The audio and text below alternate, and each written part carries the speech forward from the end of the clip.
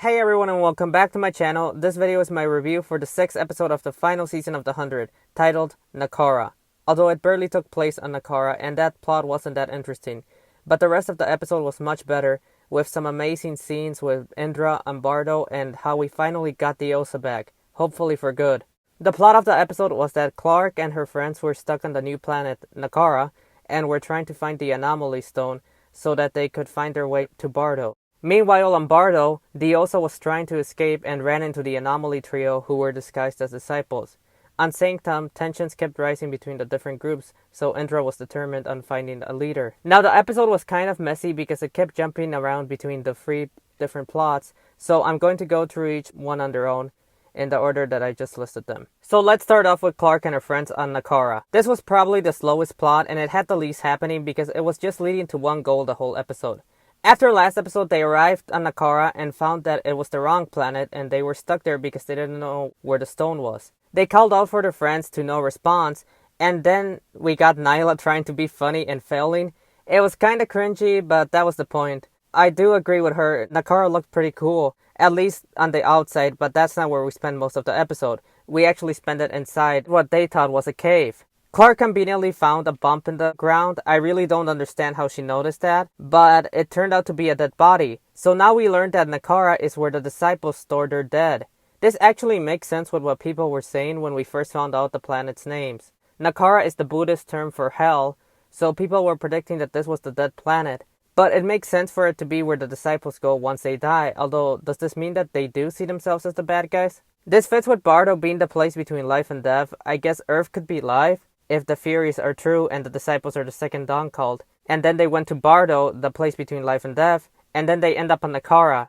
But anyway, they saw the symbol, so now they knew where to go and were able to track where the stone was. They went into what they thought was a cave, and when they started to notice there was something else in there, I joked that they were inside a snake, like Sandy in that one episode of SpongeBob, and wow, it actually turned out to be another organism that they were inside of. They were inside its intestines and they were being digested. So they were attacked by some giant spiders that damaged Raven's disciple helmet. I thought it would be destroyed, but that didn't happen, and then the group ended up separated. As a result, we got another scene between Clarke and Raven that was probably my favorite part of this plot.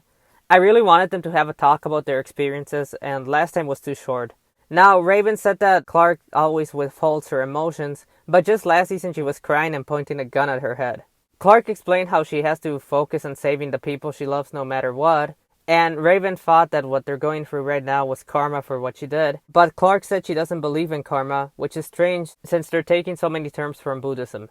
This was a nice Princess Mechanic moment, but I still wish Raven would apologize for how she treated Clarke last season, now that she understands what she's gone through this whole time. Although I'm glad that she's actually going through this storyline. Somehow they ended up back with the other group and found the stone, and they saw a piece of cloth with what Miller recognized as the Second Dawn symbol.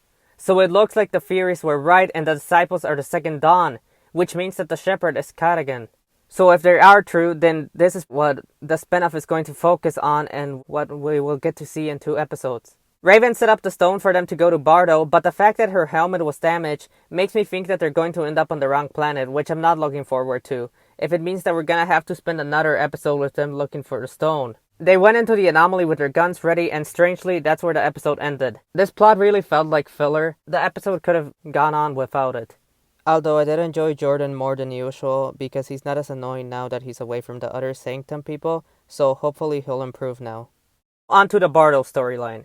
We started off the episode with a great montage. First of all, we had the Osa back. I thought this episode might be spent catching us up with her like we did with Octavia last episode, but they actually sped through everything she went through in this montage. I thought it was really cool and I liked the music playing over it. I thought it fit well with the Osa, although I didn't listen to the lyrics. So we saw that the Osa was also put into MCAP, but she was more resistant than Octavia, so they had to try to drive her insane, and they kept her locked up. There was also one scene where she looked like she belonged in a Marilyn Manson music video.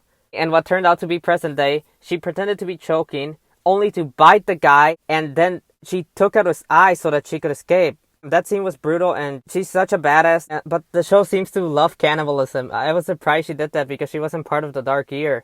As she escaped, Diosa ran into some disciples who came after her, and she attacked them and then ran into other disciples.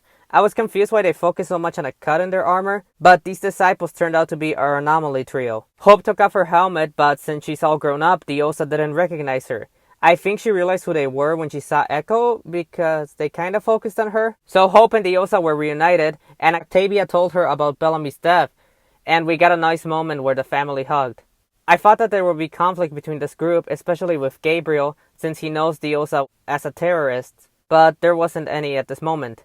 They were going towards the stone, but Octavia ran into Livid, who was now a janitor since he failed at stopping Octavia from escaping, but he's fine with it because he was able to help her. I like this moment between them. You can tell he likes her. Anyway, he told her that there was another way to escape through the oxygen farm, and before leaving, she punched him again, which he seemed to enjoy. Does he get turned on by pain or something? When the group got to the oxygen farm, there was an old man at the door who said that they wouldn't be able to survive on the surface and would die like the original Bardo instead. It seems like Anders might be lying to them that they can't survive on the outside, because this is pretty much a cult, just like last season on Sanctum. Octavia mentioned how Levitt told him this way would work, and Echo killed the old man. Echo really looked unstable at that moment, but I'm glad that the Osa defended her and understood that Echo had to kill that old man in order to protect them.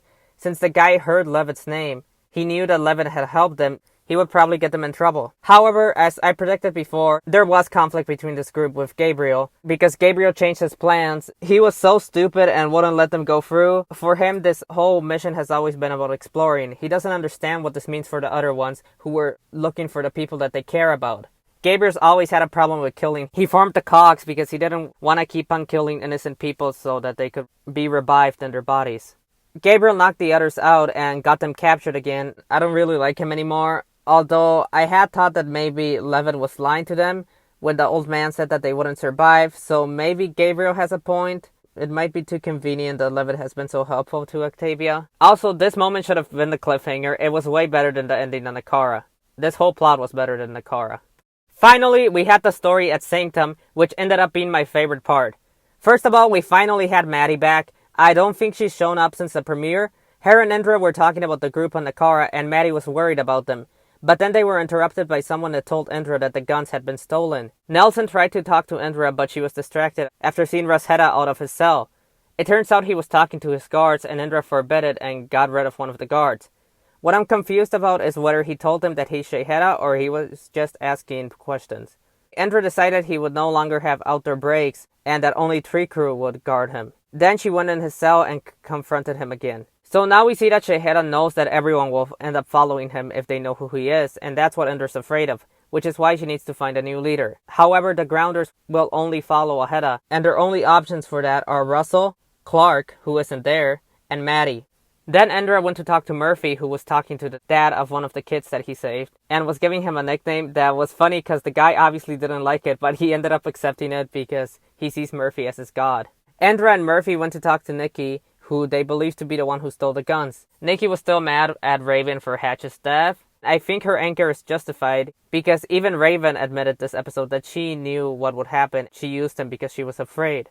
Although I also might just be biased because I like the actress for Nikki. Then Nikki told Indra to tell Raven that she said bang bang, and that line was so cringy. Was it supposed to be a reference to Nicki Minaj's song Bang Bang or something because they have the same name? It sounded like something that would be said on Riverdale. Next, Indra went to check on Maddie to convince her to become Heda again. I couldn't care less if they're setting up a love interest for her, but this scene was kinda interesting. Maddie was drawing the anomaly stone like she previously drew that image of one Heda from Lexa's memories. So this probably means that this is Becca's memory and she knew about the stones. She was approached by a boy who is actually played by one of the Quagmires from Series of Unfortunate Events, so that was cool. And then another boy came over and asked them if they wanted to play soccer. What I like about this part is that, while there is a whole conflict going on between their different groups, these kids that are all from different backgrounds don't care about any of that. They just want to play soccer, and it was such a nice moment that shows hope for the future. However, Indra came and Maddie didn't get to play, since she had to go and become Heda again.